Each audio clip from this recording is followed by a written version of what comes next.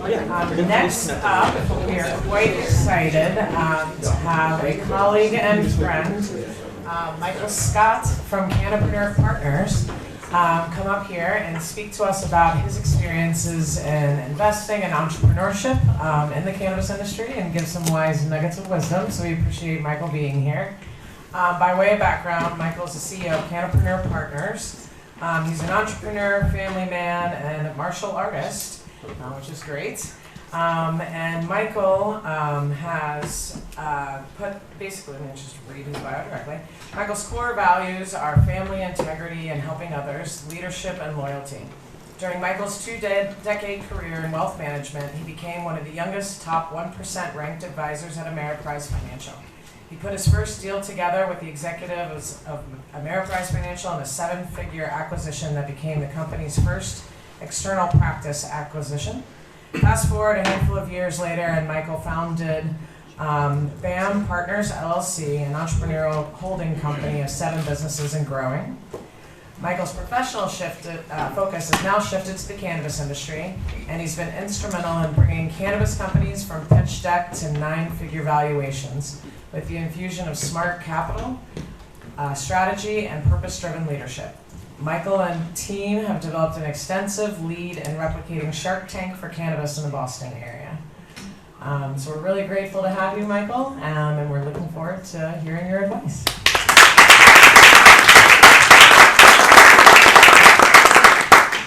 Thanks for having me, Mary. Can everybody hear me okay, or do I need to grab a microphone? We're good? Yeah. All right. So I was pumped to come out when I heard the topic and the focus was on entrepreneurs. So I have just a passion for entrepreneurism, and I'm an entrepreneur through and through, and I love to help entrepreneurs. So let me just start by talking about the path of building a business and being an entrepreneur. For starters, forget the cannabis industry and just take being an entrepreneur in any given industry.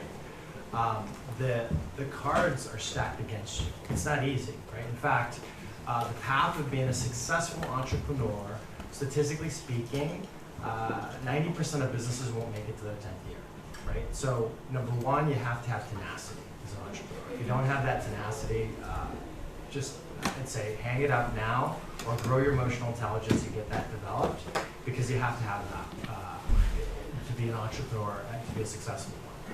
Now let's take the landscape of cannabis. Now it gets a whole lot harder. So if it was a marathon just in any traditional industry as an entrepreneur, here's what I tell you it looks like in cannabis, and I can tell you firsthand because I've been in cannabis as an entrepreneur for 3 years now. And I think the saying goes, how many of you have heard this?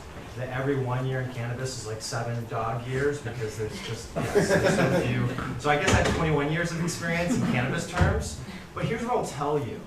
So if the path to success in any other regular industry is like a marathon, this is what the marathon looks like in the cannabis industry. I want you to picture a giant uphill mountain with no paved path, totally with ice. And when you go to try to buy the gear to get up that mountain, they said, oh, it's illegal. You can't do that, you can't do that, and there's no funding for it. And by the way, a certain demographic of the population is going to judge you just because you're trying to climb that mountain. Welcome to the cannabis industry. Now, I say that not to discourage you.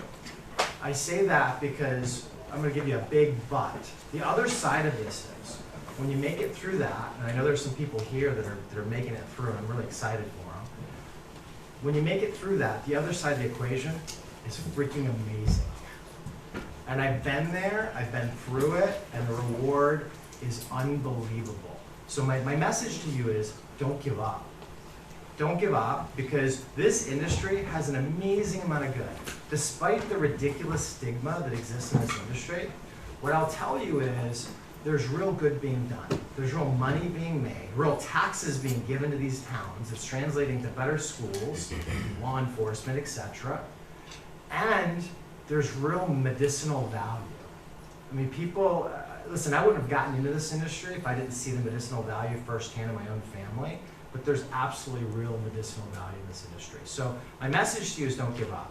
Now, there's a lot of books out there, and you can go and get a PhD in school. But here's what I'm going to tell you. Something that is not focused enough in school, but is absolutely needed to be successful in business, it's called emotional intelligence. So what I'll tell you is if you're going down this path, if you're in it, or if you're about to go down it, be an endless machine of self-development. Because you're going to face a ton of obstacles. Especially in this industry, you're going to face a ton of obstacles. And what I'll tell you is, look at those obstacles not as the reason why you can't move forward, but look at those obstacles as actually part of the raw material for you to understand. And as you break down those obstacles and find strategies to break through them, that's the path to success. But you can't give up along the way. So that's my basic message. I think originally when I was coming here, I was doing some breakouts, and we changed it up. I think I've got 5 minutes. I don't know if I have time for Q&A, but I'm happy to go through Q&A. But before I do that, I'm going to talk a little bit about financing, because that's one of the most difficult aspects of breaking into this industry, right? So I see T-Bear here. They went through that path. I'm pumped for them. But this is actually where the graveyard builds. Believe it or not, in the cannabis industry, forget about 10 years. How about 10 months? If you can get it through the first 10 months and actually scrape and claw and turn over as many rocks as you can to get the funding, and you get the funding, oh my gosh, you're literally ahead of 90%, right? So I predicted at the beginning of this year, with what was happening on the Canadian markets, given my wealth management background, I thought for sure, with what was happening last fall and what was happening this spring in the Canadian market, specifically the CSE, Canadian Stock Exchange, I thought by this summer, the floodgates really would have started to open up a lot more here in the US. But instead, what happened? We had a bit of a bubble in the CSE, right? So all of a sudden, take a look at acreage. And acreage, a few months ago was the most dominant. It was the largest cannabis business brand in the U.S. Take a look at acreage. It was trading at like $23, $24 a share in May. It's been bouncing around $5 a share, right? So that scared a lot of big money. Right, so the family office world, they've been funding this industry for quite some time, and they've been the first early adopters. I fully expected by now, a lot of other aspects of the Wall Street world would have broken in. But guess what? They've taken a step back because they saw what happened in Canada with those stocks. Now that being said, the tsunami of money, of funding, is going to come into this industry. And it's going to come in giant waves when it comes, and it's going to be fast and furious. But between now and then, funding it's not easy. It's not easy at all. It's a big part of what my team and I do. So my advice to you is, develop a plan, develop a strategy, start with friends and family, be smart, right? Bigger investors are going to feel more comfortable when they already have when they already see you've got 5, 10, 15 smaller investors, and you've got to start, right? So the saying in funding goes, high net worth investors don't like their dollars to be lonely dollars. So you can help those dollars not be lonely dollars by structuring your fundraise the right way. So I'm happy to go into Q&A. Yeah, let's grab anyone have a question? Anything's fair game. I'm pretty transparent. Yes? I feel like going into fund, when you spoke on how to reaching out and starting funding, if you're giving a rough number, how much and by when to really get into the industry, how much do you need and over what period of time, if that makes sense. Yeah, so two things. How much is a very important question, and that varies from business to business, right? So I can tell you, if you want to get into the cultivation space, you're going to be looking at 10 to 20 million. If you're looking at just your prototypical average dispensary, honestly, it could be anywhere from 1 to 2.5 million. You can get it done for less than 1 million, depending on your setup and the town. But the numbers we use on average for a dispensary is 1.5 million. Now that being said, this is why I say don't give up. It absolutely makes sense. Go out there and raise that 1.5 million. Be confident about what you can turn that into, because guess what that 1.5 million is worth after you get that store launched in this state? 10 to 20 million, really and truly. And here's what you have to convince those investors. You're the person, you're the guy or gal that's actually going to make it to the finish line and turn that 1.5 million into 10. That's what you gotta prove. And you gotta convey that with confidence, and you have to have your numbers down. I don't know how many businesses I've had pitch me in the last couple of years, but it's been a lot. And here's something I'm gonna tell you, and we've hitched up with some of these businesses, and we've gone along for the wild ride. Here's what I'll tell you when you put your numbers together. 100% of the time, it's been our perspective that the amount of money the entrepreneur thinks they need, it's not enough, and the timing in which they think they're going to go to market, it's not even close. Now, Hoffman's not here anymore, right? So let me just say this. And overall, I actually think the CCC is putting some really, really good regulations in place. But man, can I just tell you, my heart breaks and goes out to these business owners, because you want to know why, in many cases, the money's not enough? It's because the dang CCC should have gotten you your license in June, but it was more like May of the next year. That is a very real thing in this state. And if you're not planning for it, you're in for a rude awakening. And you could run out of money. And running out of money looks like bankruptcy. And you don't have bankruptcy protection in this industry. So what I'll tell you is, whatever you put together for your numbers, if in your budget you think you need 1.2 million, please raise 1.7. Give yourself a $500,000 buffer, because here's what happens, right? I'm not like private equity, right?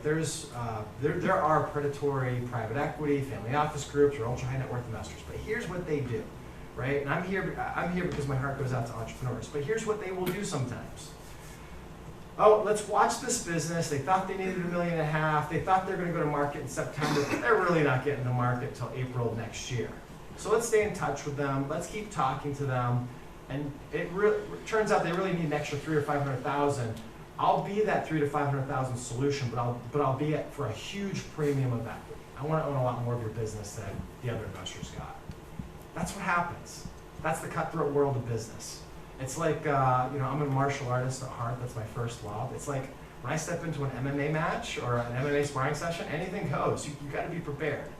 So my advice to you is, whatever numbers you think you need, beef it up. It's probably going to be more. And whatever date you think the CCC is going to come and give you an approval, good luck. It's probably not the case. I know firsthand, because guess what? I helped the team raise over $20 million, and we thought we were going to be at market in November of last year, and it took July. They swear and promised up and down that we'd have the letter within weeks. Weeks turned into 10 months. And we had like $100,000 a week carrying costs, right? So imagine that stress. We've been through it. It sucks. So learn from our mistakes. Learn from the many, many other entrepreneurs that we talked to that thought they had enough. Whatever your number is, put a good cash reserve cushion. And you know what? When the family offices or the big money investors ask you, wait a minute, in your financials, it looks like you only need $1.2 million, but you're asking for $1.7 million. Tell them you're a smarter entrepreneur. You get $500,000 and call it cash reserves. This is our oh shit fund, right? Because you're going to need it in Massachusetts. Massachusetts is putting, again, I think Steve and his team they're doing some really good things, but it's taking some time. We all heard him stand up here and say he's got another 2.5 years to get this right. I think it might take 2.5 years. And in the meantime, you're going to have delays, and you have to plan for those delays. But if you do so, man, $1.5 million can turn into 10. Real true story can turn into 10 or more. Yes. Quick question for entrepreneurs, specifically for those that qualify for economic empowerment, and also like Commissioner Hoffman mentioned now for veterans, minorities, and women. How to go out and seek that funding and use that as leverage, but at the same time not get stuck in something that's like being predatory and like being left out with, like you said, they're going to want more equity in the business, but still maintaining majority ownership of it. Yeah. So what I tell entrepreneurs, the DNA of the core team that comes together to launch a business is really, really important. Think about I think about like launching a business is like having a baby. It's a labor of love, right? When you think about that baby, there's a mix of DNA in there, right? So here's the mix of DNA in a business, right? It's the operating partners. It's who's going to work, every single day, they're putting that money to use, and they're actually trying to generate revenue. So that's an important thing. Yes, you have to have the capital to help launch that. Sometimes it's money in, you don't ever see or talk to this person. Sometimes it's a strategic partner that's actively part of it. But what I'm saying here is you want the right mix of that DNA. And how do you get to that right mix of the DNA? In those early stages, don't rush to form a deal or structure a deal, but take a step back, make sure you're communicating the right things. You guys are getting aligned on a couple core things. I call it mission, vision, and values. And the key word here is alignment. So, if you want to operate, build your brand, with the money person coming in, that's really what they want to do, is it's going to be their brand. Well, hit the pause button there and see if you guys can sort through that. A lot of times, for the DNA to come together, there does have to be compromise, right? And in cannabis, there's far more businesses here in Massachusetts that are looking for funding than there are check writers. Now that will change over time, but today that's what it looks like. So you have a tough decision to make when you're at the deal structuring table. The decision is this: it's am I willing to give this up now? Am I willing to give up 50% of my company, 55% of my company, or is it only 30? And am I willing to give up my brand? Or no, I'm not willing to give up my brand, right? So these are the things you've got to think through. And the other piece that's really, really hard, and I think this is one of the most difficult and challenging parts of building that DNA, kind of pulling that team together, is you have to figure out, typically, I might call it 48, maybe 4 to 12 weeks, you got to figure out, can I trust this other person? So can I just say this? People spend a lot of time negotiating on the numbers, talking to the attorneys. That's all important, but do yourself a favor, spend some time vetting the other person and actually seeing, is this a trustworthy person? Is this a person that's actually values aligned? Because if that stuff's not there, the $5,000 or $10,000 you're going to spend on the attorneys, the difference between 1 or 5% equity, it's not going to matter. You guys aren't going to make it to the finish line. Either that, or you guys are going to be, 2 years in, it's going to be a nasty divorce. So what I would tell you is spend a little more time dating, sort through that, and I use a ton of dating analogies actually in businesses and getting businesses launched because it just fits. But spend a little more time dating, right? It's okay to put the high level structure together in a deal, in a very, very high level skeleton, and then take 8 weeks or 12 weeks to go through the dating process to make sure it fits. And one of the things I always say, it's nice to have more than one choice as it relates to date to prom. So if you're only negotiating with one person, there's no other options out there, guess what? The other person's got a lot more leverage. But if you got like 15 choices to prom, your chances of picking the right one and having a real good time that night goes way up. And that's my advice to you. Find a way to get some other choices and some other dates to prom. What other questions do you have? Anything's for me? Or are you guys giving me the hook? You get the hook.